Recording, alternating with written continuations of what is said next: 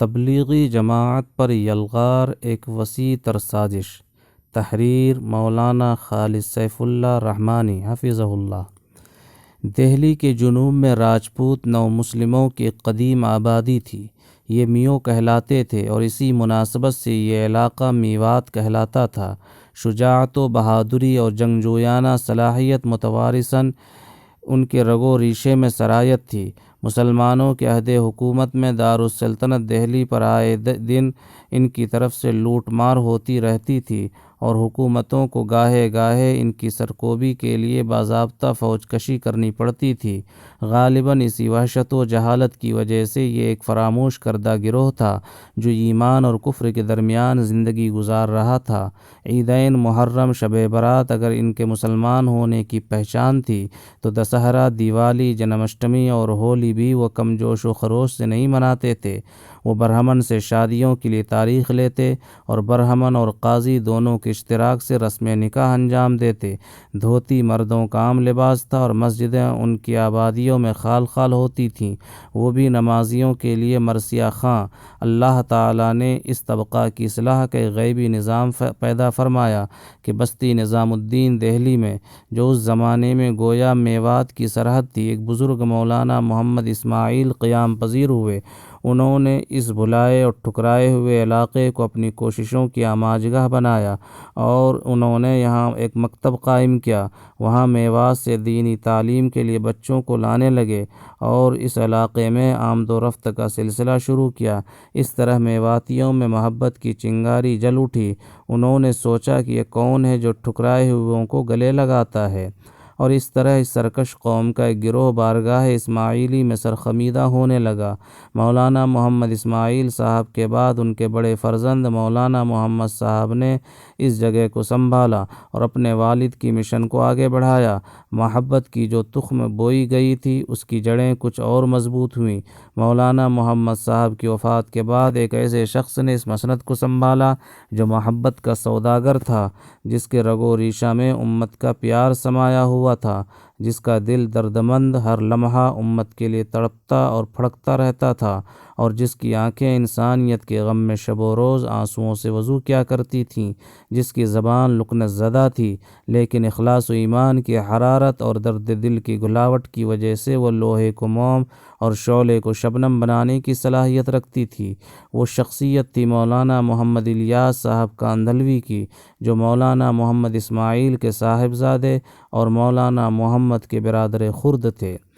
وہ اس وقت مظاہر علوم سہارنپور میں اچھے خاصے کامیاب اور مقبول مدرس تھے اور ہر طرح کے بار غم سے آزاد، لیکن خدا نے جس کو غم سہنے اور غم اٹھانے کے لیے پیدا کیا ہو، وہ کیوں کر اس بوجھ سے آزاد رہ سکتا ہے؟ میواتیوں کی فکر اور ان کے بے دینی کا غم مولانا کو سہارنپور سے میوات لایا۔ اس وقت مولانا کے پاس سرمایہ زندگی کچھ بھی نہ تھا، البتہ اللہ پر توکل کی متاع گرامایہ ساتھ تھی، اور بارہا ایسا بھی ہوتا تھا کہ آفاقہ مستی کے لذتوں سے اپنے آپ کو شاد کام فرماتے تھے۔ میوات میں مدارس کے لیے مالی وسائل فراہم کرنا تو دور کی بات ہے، لوگ اپنے بچوں کو تعلیم دلانے کی بھی روادار نہیں تھے۔ ان حالات میں آپ نے گاؤں گاؤں قیام مکاتب کی تحریک چلائی اور بے شمار مکتب قائم فرمائے، لیکن میوات میں جہالت و بددینی کا جو طوفان تھا، مکاتب کے کمزور دیے ان کو روکنے میں چندہ مؤثر ثابت نہیں ہوئے اور مولانا کی بے قراری بڑھتی ہی گئی، یہاں تک کہ جب ایک مکتب کا حافظ جذبہ مسرت و افتخار کے ساتھ آپ کے سامنے پیش کیا گیا اور آپ نے دیکھا کہ اس کی داڑھی منڈی ہوئی ہے اور وضع قطع میں کہیں مسلمانیت کا کوئی رنگ نہیں، تو آپ اور بے چین ہو گئے اور اس نے امت کے اسیر غم کو اور بھی گھلانا شروع کر دیا۔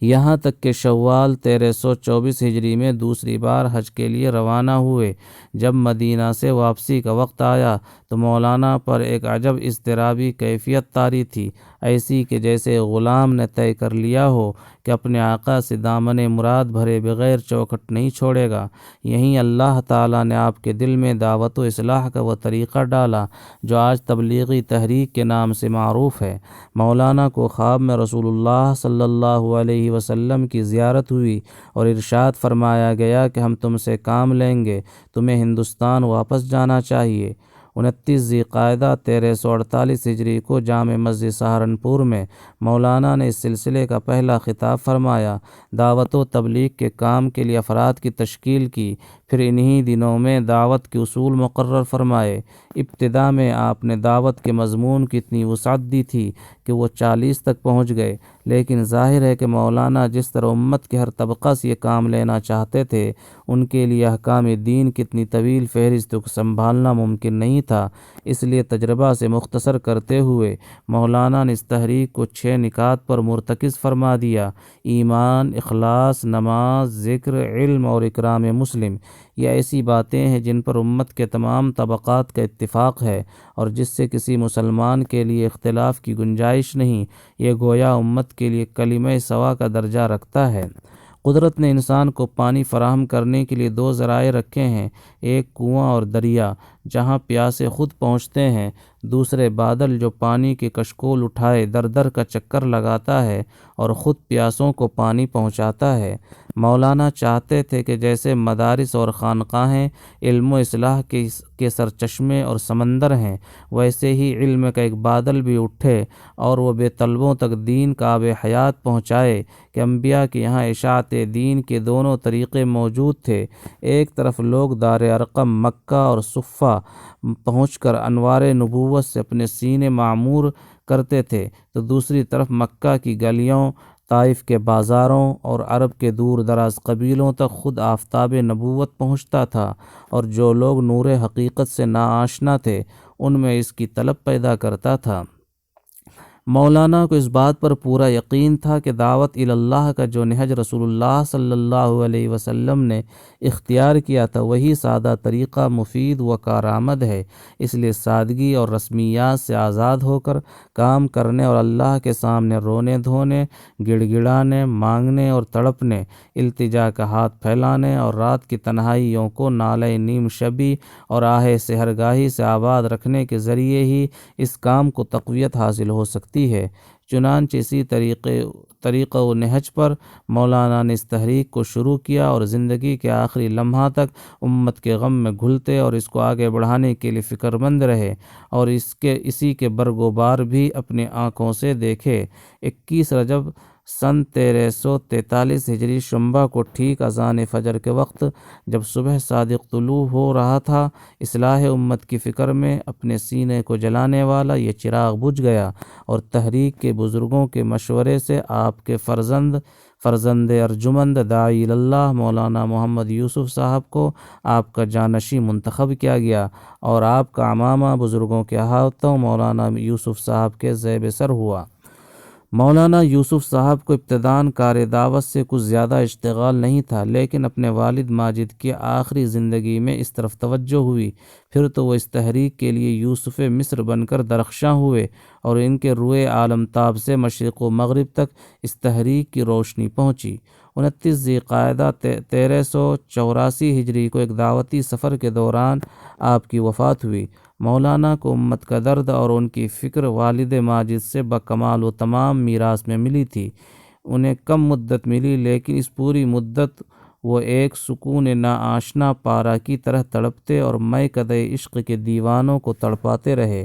اگر مولانا الیاس صاحب کو لکنت موسیٰ سے نسبت حاصل تھی، تو مولانا محمد یوسف صاحب نے بلاغت ہارون سے حصہ پایا تھا اور ان کا خطاب دلوں کی دنیا کو زیر و زبر کر کے رکھ دیتا تھا۔ مولانا نے اپنے آخری خطاب میں جو فکر انگیز باتیں فرمائیں ان سے بالکل صرف نظر کر کے گزر جانا طبیعت کو گوارا نہیں۔ آپ نے فرمایا، امت کسی ایک قوم اور ایک علاقہ کے رہنے والے کا نام نہیں، بلکہ سینکڑوں، ہزاروں قوموں اور علاقوں سے جڑ کر امت بنتی ہے۔ جو کوئی کسی ایک قوم یا ایک علاقے کو اپنا سمجھتا ہے اور دوسروں کو غیر سمجھتا ہے، وہ امت کو ذبح کرتا ہے اور ٹکڑے ٹکڑے کرتا ہے اور حضور اور صحابہ کی محنتوں پر پانی پھیرتا ہے۔ امت کو ٹکڑے ٹکڑے کر کے پہلے خود ہم نے ذبح کیا، یہود و نصارہ نے تو اس کے بعد کٹی کٹائی امت کو کاٹا۔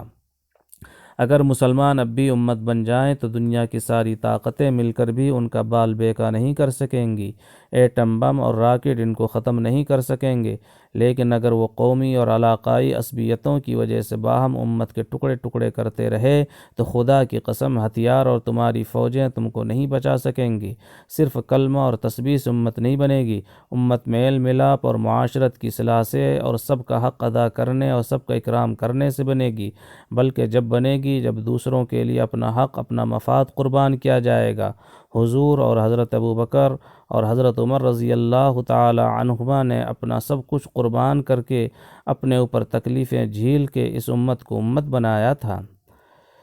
سوانح مولانا انعام الحسن۔ غور کیجیے اور ان الفاظ میں جھانکیے کہ ان کے ہر بن منہ سے امت کی محبت کا کیسا جذبہ بے پایاں ظاہر ہوتا ہے۔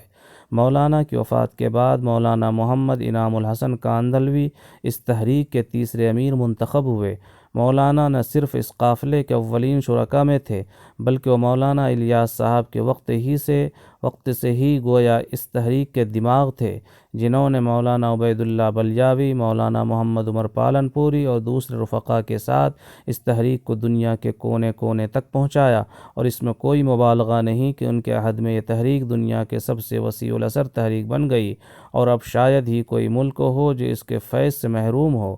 10 محرم 1414 ہجری کو مولانا کا انتقال ہو گیا، اور اب تحریک نے اجتماعی قیادت کا راستہ اختیار کرتے ہوئے تحریک کے 3 آزمودہ کار شخصیتوں کو اس کی باغ ڈور سنبھالنے کے لیے منتخب کیا۔ یہ تھے حضرت مولانا اظہار الحسن صاحب، مولانا زبیر الحسن صاحب اور مولانا سعد صاحب۔ اول الذکر دونوں بزرگوں کی وفات ہو گئی، اور اس قافلے کے ایک رکن مولانا محمد سعد صاحب اطال اللہ حیاتہ رہ گئے۔ افسوس کہ اس کے بعد جماعت میں تقسیم کی صورت پیدا ہو گئی۔ ایک نظام امارت جس کی باغ ڈور مولانا محمد سعد صاحب کے ہاتھ میں ہے، دوسرا نظام شورا جس کی رہبری بزرگ عالم دین حضرت مولانا احمد دیولہ صاحب اور مولانا احمد لاٹ صاحب کر رہے ہیں۔ شروع میں تو بڑی ناخوشگوار صورتحال رہی اور مجھ جیسے محبین کو بڑا قلق اور دکھ ہوا، لیکن آہستہ آہستہ یہ زخم مندمل ہو رہا ہے اور دونوں حلقے اپنے نظام کے ساتھ کام کر رہے ہیں۔ کام بھی ایک ہے اور مقصد بھی ایک، باہمی تلخیاں بھی قریب الختم ہیں۔ تبلیغی جماعت نے ہمیشہ سے اپنی یہ پالیسی رکھی ہے کہ پارلیمانی اور غیر پارلیمانی سیاست سے دور رہتے ہوئے خالص مذہبی امور کی مسلمانوں کو دعوت دی جائے، اللہ کے بندوں کو اللہ کے گھر تک لایا جائے، ان میں خوف آخرت کے تحت عمل کا جذبہ ابھارا جائے۔ اسی لیے اس جماعت کے بارے میں یہ بات مشہور ہے کہ یہاں آسمان کے اوپر یا زمین کے نیچے کی باتیں ہوتی ہیں، لیکن اب ہندوستان کی فرقہ پرست تنظیموں کو اس غیر سیاسی شور اور شورش سے دور خالص مذہبی جماعت میں بھی ملک دشمنی کی بو آنے لگی ہے۔ مرکز نظام الدین میں ہمیشہ ملک کے چپا چپا سے اور دنیا کے مختلف علاقوں سے جماعتیں آتی رہتی ہیں، یہاں ان کا قیام ہوتا ہے، یہاں کے پروگرام میں شریک ہوتے ہیں اور پھر ان کو مختلف علاقوں میں رخ دے دیا جاتا ہے۔ جماعتیں اسی رخ پر نکل جاتی ہیں اور وہاں کام کرتی ہیں۔ معزز وزیر اعظم صاحب کی طرف سے اچانک لاک ڈاؤن کا اعلان ہوا، اس کا نتیجہ یہ ہوا کہ جو لوگ جہاں تھے وہ وہیں پھنس کر رہ گئے۔ مرکز نظام الدین میں بھی لوگوں کی ایک بڑی تعداد آئی ہوئی تھی، ظاہر ہے کہ ان کے لیے اس کے سوا اور کوئی چارہ نہیں تھا کہ وہیں رکے رہیں۔ اگر گورنمنٹ نے لاک ڈاؤن کا اعلان 48 یا 72 گھنٹے کی مہلت کے ساتھ کیا ہوتا، یا مدھیہ پردیش میں اپنی سرکار بنانے کے لیے بی جے پی نے جو وقت خرچ کیا اور اس اعلان کو ٹالا، اگر اس کے بجائے اس سے پہلے ہی یہ اعلان کر دیا ہوتا تو لوگوں کو موقع مل جاتا، کیونکہ جماعت کا اصول ہے کہ شریعت کا حکم اور قانون کا دائرہ دونوں کی رعایت کرتے ہوئے کام کریں، لیکن ایسا نہیں ہوا، لہٰذا مرکز کے لیے اس کے سوا کوئی اور راستہ نہیں تھا کہ وہیں ان کو روک لیں، لیکن اس کو رائی سے پہاڑ بنا دیا گیا اور بہت سی جھوٹی خبروں کی بنیاد پر میڈیا نے بھرپور آگ لگائی۔ حالانکہ اب خود حکومت کے اہلکار ان خبروں کی تردید کر رہے ہیں، مثلاً یہ کہ جماعت والوں نے نان ویج کھانے کا مطالبہ کیا، یا وہ لوگ آئسولیشن سینٹر میں جہاں نرسیں تھیں کھلے بدن گھومتے تھے، یا یہ الزام کہ جماعت کے لوگوں نے پولیس پر تھوک دیا۔ جو شخص جماعت کی مزاج سے واقف اور بغیر کسی تحقیق کے ان خبروں کی تردید کرے گا، اس کو کسی تحقیق کی بھی ضرورت پیش نہیں آئے گی، لیکن پھر بعد میں خود پولیس نے ان واقعات کی تحقیق کی اور یہ سارے الزامات غلط نکلے۔ افسوس کہ ہمارے میڈیا میں اتنی اخلاقی جرأت نہیں کہ اپنی غلطی کا اعتراف کرے اور اعلان کرے کہ ہم نے جو خبر نشر کی تھی وہ غلط اور غیر مصدقہ تھی، اور اس کے لیے جماعت سے معافی مانگے۔ غرض اس صورتحال میں جماعت کا نام لے کر مسلمانوں پر اسلام پر حملہ کرنے کی کوشش کی گئی ہے۔ نہ معلوم ان حقیقت ناشناس اور سچائی سے عداوت رکھنے والے صحافیوں کے تیغ قلم سے کتنی سچائیوں کا خون ہوگا، اور اس خون ناحق سے جھوٹ اور نفرت کی کھیتی بار آور کی جائے گی۔ یہ ایک بہت بڑی سازش ہے جس کا مقصد ایک ایسی تحریک کو نقصان پہنچانا ہے جو پر رونق شہروں سے لے کر چھوٹے چھوٹے قریوں، دیہاتوں اور کم آباد صحراؤں اور جنگلوں تک دین کو پہنچانے اور مسلمانوں میں اپنی مذہبی شناخت پیدا کرنے کے لیے کوشاں ہے، اور آج اس کا نفع ایک ایسی حقیقت ہے جسے ہر جگہ سر کی آنکھوں سے دیکھا جا سکتا ہے۔ میں دین کے تمام کاموں کی دل سے قدر کرتا ہوں اور مختلف تنظیموں اور تحریکوں کے کاموں کو اختلاف کار کے بجائے تقسیم کار خیال کرتا ہوں، لیکن یہ ایک حقیقت ہے کہ دعوت و تبلیغ کی یہ تحریک جتنی دور رس اثر کی حامل ہے اور جتنی انقلاب خیز اور اثر انگیز اور طریقہ کار کے اعتبار سے سادہ اور آسان ہے، اور جس طرح قدم قدم پر خدا سے لو لگانے کا عادی بناتی ہے، وہ ایک نمونہ ہے۔ ایسا نہ ہو کہ اعداء اسلام کو مسلمانوں کے باہمی اختلاف بلکہ غلط فہمیوں سے فائدہ اٹھا کر امت کے اچھے کاموں کو نقصان پہنچانے کا موقع ملے۔ حقیقت یہ ہے کہ یہ وقت کی ضرورت ہے کہ مسلمانوں کا ایک گروہ باران حق کا امین اور سحاب رحمت بن کر بے طلبوں تک پہنچے اور ان میں طلب اور پیاس پیدا کرے، اور یہ تحریک عملاً اس وقت اس کام کو انجام دے رہی ہے۔